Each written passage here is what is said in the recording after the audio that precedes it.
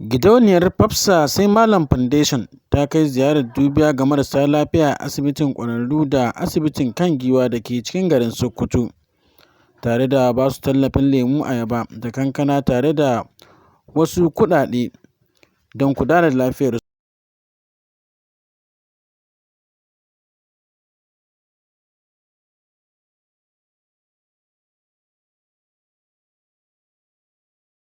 A tattaunawar da muka yi da wasu daga cikin marasa lafiyan a asibitin, sun bayyana sun ji daɗin ziyarar wannan gidauniyar, tare da yi ma shugabanta fatan alkhairi da nasara a rayuwarsa. Wata alheri muka yi muku. Ubangiji Allah ya biya ku da alheri. Allah ya ansa, Allah ya saka muku. Shugaban wannan gidauniya Allah ya taya shi kuma Allah ya sa albarka cikin lamarinsa.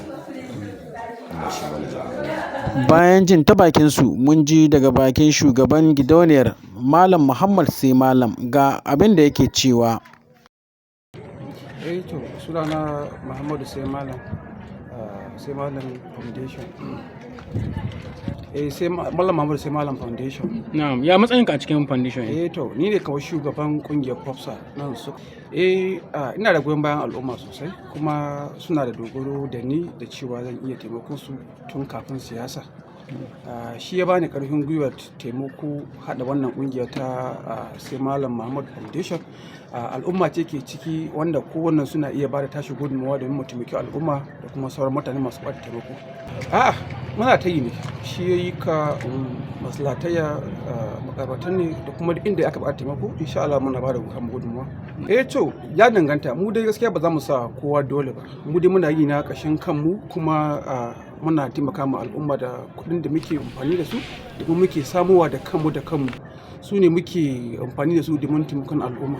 Gaskiya ban taɓa tunanin mun taɓa samun abu ga kowa ba, sai dai muna yi ne ƙarfinmu da kuma zuwan da muke samu, kuma muke samu shi muke abun da muke yi da su. Shi na da kyau, domin shi taimako abu ne mai daɗi, domin wanda ka taimaka zai ji daɗi sosai. Kuma da ka taimake shi baka san irin halin da yake ciki ba da ka taimake shi. Ina kiran da kowa shi taimaki kowa. Rahoton kenan Bilyamin Abdullahi, Hausa 7 daga jihar Sokoto, tarayyar Najeriya.